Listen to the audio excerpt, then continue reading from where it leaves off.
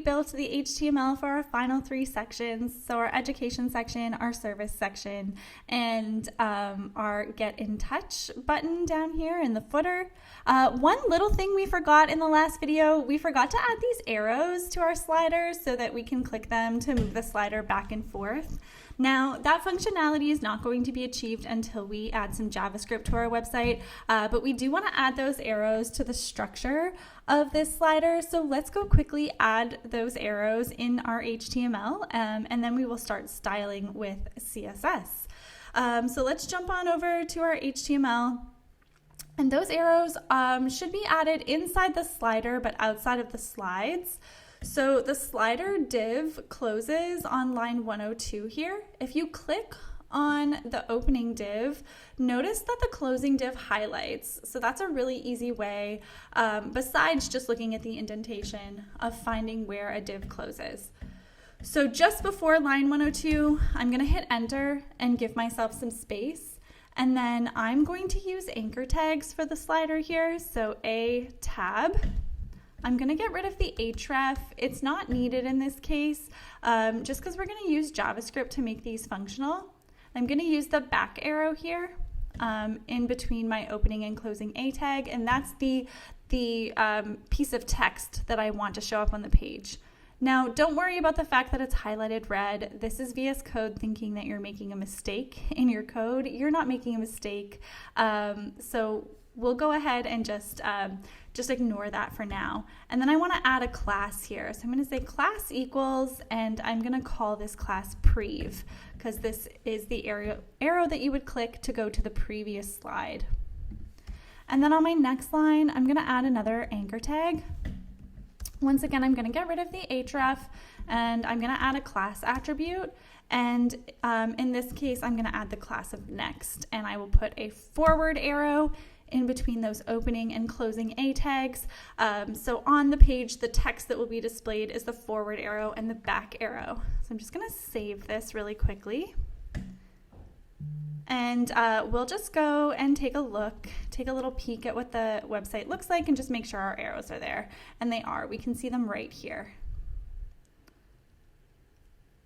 Okay, now it's time to start styling. So I'm going to jump on over to my styles.css. And first things first, I'm going to write a comment just to keep myself organized. So education section styles. And this is really important when you have CSS files that are like 200, 300 lines of code long. If you want to make a change, you really want to be able to find where you've put your styles. So it's a really good idea just to stay organized in your code. That way you'll be able to make those changes really easily. So first things first, I'm going to target the class of education itself, so the section. And I'm going to, if we look at the section, notice that everything's centered. So I'm just going to use Flexbox to achieve that. We'll use flex direction column to stack everything on top of each other, which it is by default, but we'll just make sure that it stays stacked. So we'll use flex direction column, and then we're going to justify content center and align item center. So we're going to center everything both vertically and horizontally within this section. So let's go ahead and do that with our code. So we'll say display flex. Then we want to say flex direction column. And then we're going to say justify content center. And we'll say align items center. And I'm just going to add some padding to the bottom of that section. So padding bottom, I'll add 4% here. Okay, I'm going to save that. We'll go to our web page and we'll just give it a little refresh. And there we go. Everything's kind of centered here. We definitely still have a lot of work to do. There's too much space here, too much space here. But now everything is centered in the middle of our page. This slider is really not going to look great until we get to JavaScript, but we're going to build as much of it as we can with our CSS, or style as much of it as we can with our CSS, but just know that it won't really look like the image here, and it won't be functional until we get to JavaScript. Okay, next, let's work on this HR inside of the education section. So we'll go over and we'll get specific. So just like we did with the section before it, we'll target the name of the section first, and then we'll call the HR inside of that section. And I'm going to change the margin top. Let's try something like 1%, like we did with our last section. I'm going to say margin dash bottom. I'm going to try 3%. We can always change it if we need to. And then finally let's try 10%, and we'll go up or down from there. So let's save this and just take a look at what it looks like. I actually think that looks pretty good. We might need to make this just slightly bigger, so maybe like 11%. But otherwise, I think the spacing looks appropriate here. Let's make that 11% and save. We'll do another refresh, and yeah, I think that looks a little bit better. Also want a little bit of space in between the paragraphs. So once again, I'll just target the education section and the paragraphs inside of it, and I'll just say margin 2% 0. So once again, 2% on the top and bottom, 0 on the left and right. We'll just do a little refresh. There we go. Now we've got some space in between those paragraphs. The education section should really also have the text aligned center. So I'm going to go ahead and just put that right on the education section. So text align center. Okay, so now all of my text is centered.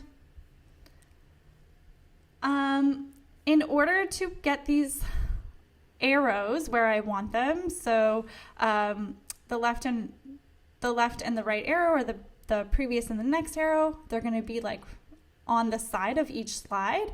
I'm going to use position absolute to achieve that. So once again, I'm going to put position relative on my parent element, which in this case is going to be my slider.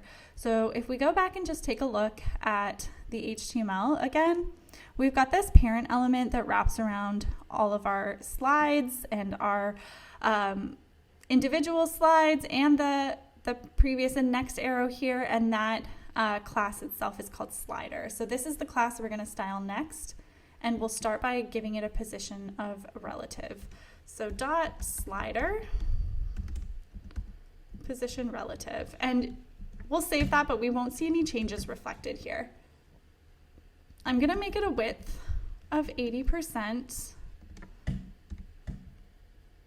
I'm going to give it a height, so I'll give it a height of something like 400 pixels.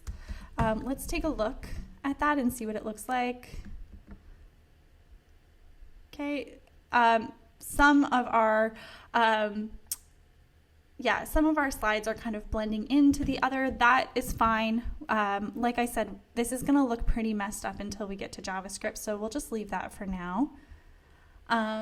And then I'm going to add a border around everything. So border, we'll say like 2 pixels, solid gray. Oops. And I'm going to save that. And there we go. Okay, so again, it's not looking perfect. It won't look perfect yet. We still have a lot of work to do here. Okay, next, let's target slides. So if we go back and we look at our HTML again, we have this div with the class of slides, and that wraps around all of our individual slides. So basically, I want these slides to be display flex, so they're going to sit beside each other. So I'm going to go ahead and do that now. So we'll target the parent element of slides. So let's scroll down here. We're going to say dot slides. And we'll say display flex. We're going to make the width 100% and the height 100%. There we go. Okay. Still not looking perfect. That is totally okay. But it's looking a little better now. Okay, let's keep going here. Now we're going to style the individual slides. So we'll target dot slide. We're going to make the width of the slide itself 100% and the height of the slide itself 100%. And let's save that.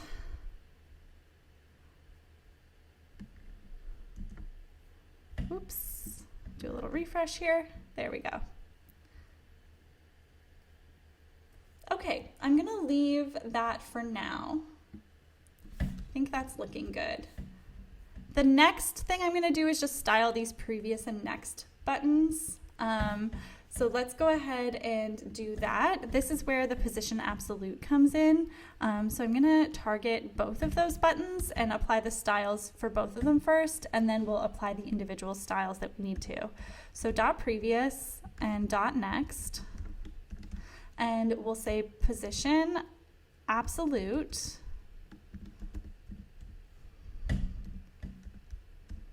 There we go. Okay, so I'm gonna save this. Let's take a look. You'll see that they're kind of just floating now. Here, randomly, they look like they're kind of sitting on top of each other.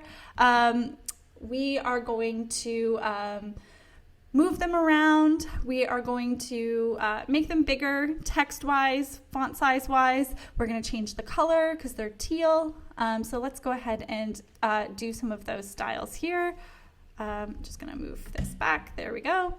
Okay, so we'll say color teal. How big do we want to make them? We can try like 40 pixels, so font dash size 4 rem, and we'll just see what that looks like. And then let's see, I'm going to try top 50% and just see if like that gets us closer to where we actually want to place these. So let me refresh here.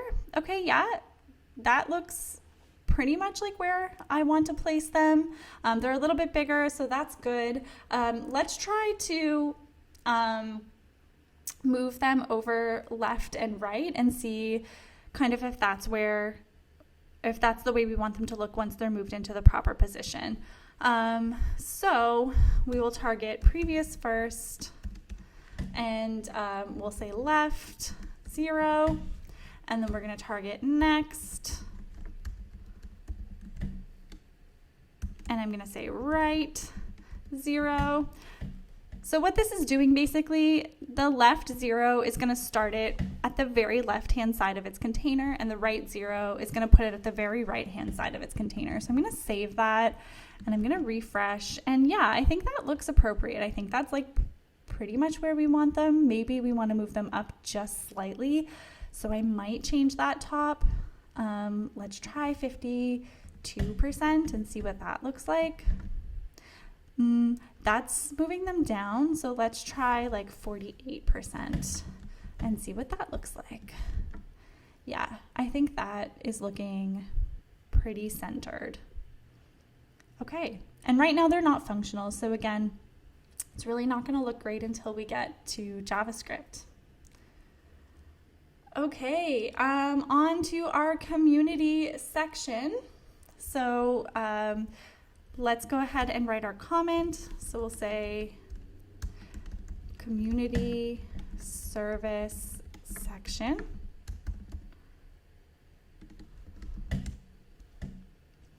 Okay, and here we want to first of all put those two divs side by side. So I'm going to target service, which is our section itself, and I'm going to display flex. And I also want to center those, so justify content center. I am also going to use position relative here because we're going to position absolute the divs themselves to kind of move them one sitting on top of the other. And I'm going to give this section a height. So I'm going to try something like 70 VH, so 70% of the view height of the screen.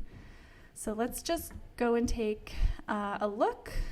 Okay, so that's what it looks like now.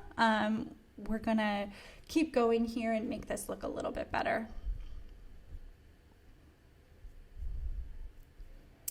Okay, so just a reminder that we're trying to achieve this. Okay, let's keep going.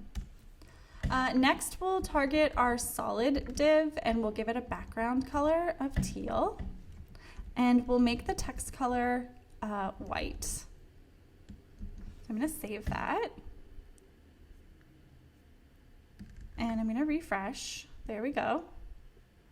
I'm probably going to display flex. Well, let me think about this for a second. I'm probably going to display flex this again so that I can align this center pretty easily. Yeah, let's do that. Let's use display flex to achieve that. So we'll say display flex, and we'll say justify content center and align item center. So I'm going to save that. Okay. And then I'm going to give this div some width and some height. So I'm going to give it a width of maybe like 450 pixels. Let's just see what that looks like.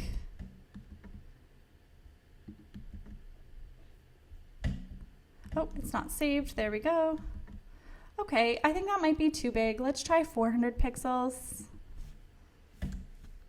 And then I'm going to give it a height while I'm at it here. And I'm going to try like 350 pixels for the height. Okay, I think that looks a little bit better. So it's looking, yeah, that's looking closer here to my solid div. Okay, I'm going to position this absolute.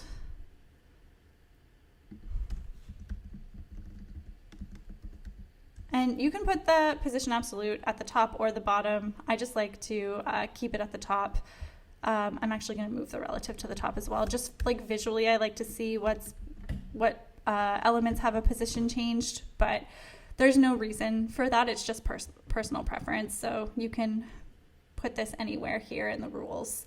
So position absolute, I'm going to give it a Z index of 999.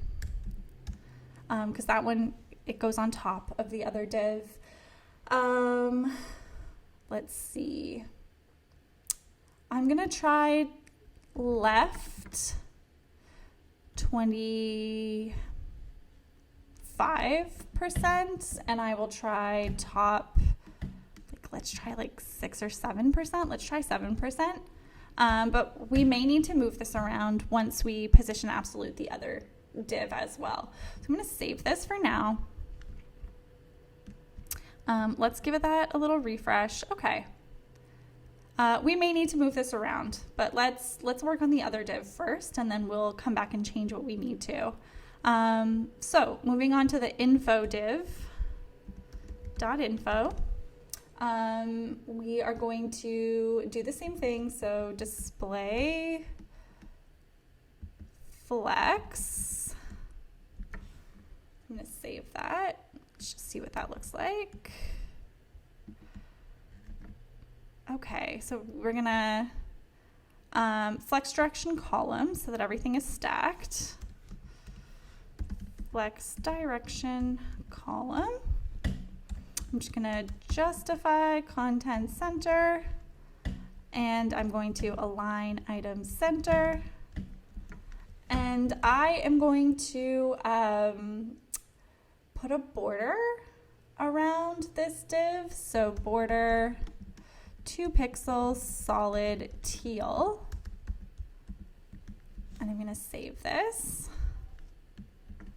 Okay.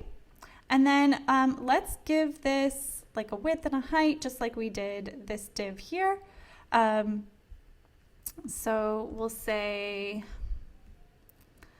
width, and let's try like 450 pixels. This one's a little bit bigger, so that's why I'm going with 450. Okay, and height, let's say like 400 pixels.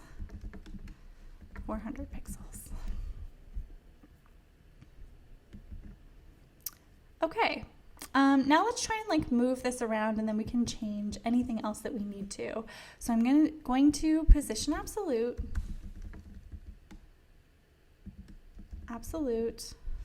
and I am going to try,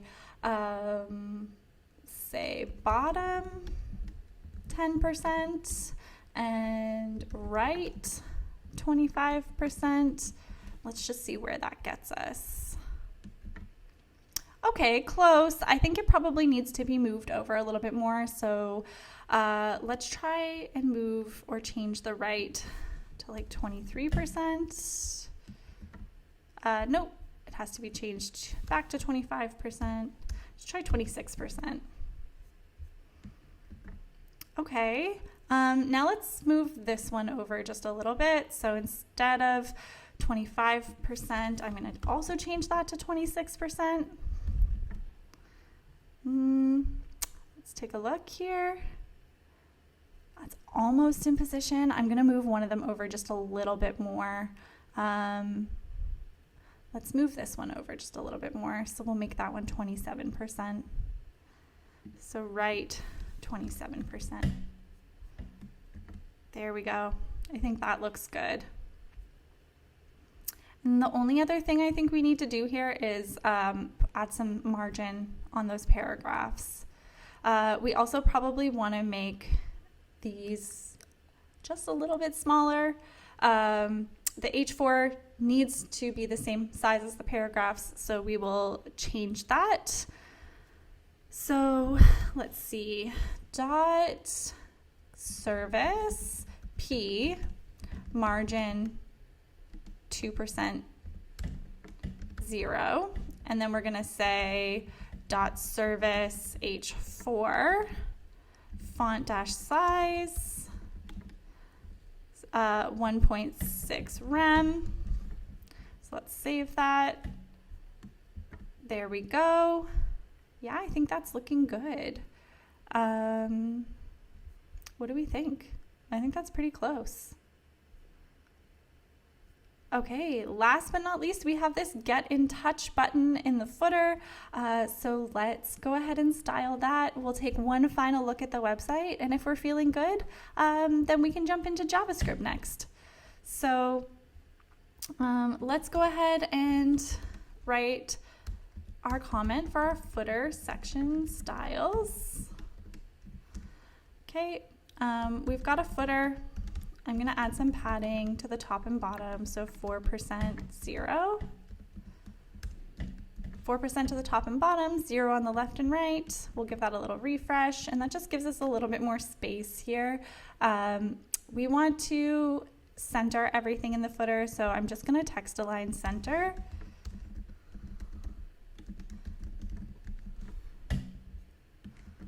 Okay, that gets my button in the center. And then my button, I need the background to be transparent. I need a border, and I'm going to add some padding. So let's just go ahead and do that together. So we can be specific, footer button or footer A button here. And we'll say background, transparent. We will say border, 2 pixels, solid teal. We can bump up the font size to 2 rem, so 20 pixels. We can make the text in the button all uppercase like it is here, so we'll say text dash transform uppercase. I'm going to add a little bit of letter spacing here, so I'll just try something like 2 pixels. I'm going to save this and see what our button looks like. Okay, let's bump up this font size just a little bit more. So let's make this font size like 2.5 rem. Then I'm going to add some padding on the button as well. So padding, let's say 1% on the top and bottom and something like 2% on the left and right. So I'm going to save that and I'm going to see what this looks like. There we go. I think that's looking good. And if we click our button, it tries to open up our email client for us. I'm just going to quit that. There we go. And let's just take a moment and scroll through our website and take a look. But I'm thinking that besides the slider, which isn't going to look good until we get to JavaScript, everything else is looking pretty good. Okay, we can take one more look at our photo of our website here and just compare.